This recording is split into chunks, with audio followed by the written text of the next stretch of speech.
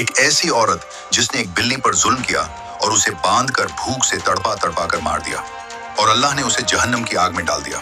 یہ اس وقت کی بات ہے جب حضور نبی کریم صلی اللہ علیہ وسلم شب معراج پر گئے اور اللہ تعالیٰ نے آپ صلی اللہ علیہ وسلم کو جنت اور جہنم دونوں دکھائے۔ آپ صلی اللہ علیہ وسلم جہنم کے پاس سے گزرے تو ایک عورت کی چیخیں سنائی دی۔ دیکھا تو وہ عورت خون میں لتھڑی ہوئی تھی، چہرہ پھٹا ہوا، پیٹ کے ٹکڑے الگ ہو رہے تھے۔ ایک بلی اس پر جھپٹ رہی تھی، پنجے مار مار کر گوشت نوچ رہی تھی اور وہ چیخ رہی تھی مگر کوئی بچانے والا نہ تھا۔ نبی صلی اللہ علیہ وسلم نے جبریل علیہ السلام سے پوچھا، یہ کون ہے؟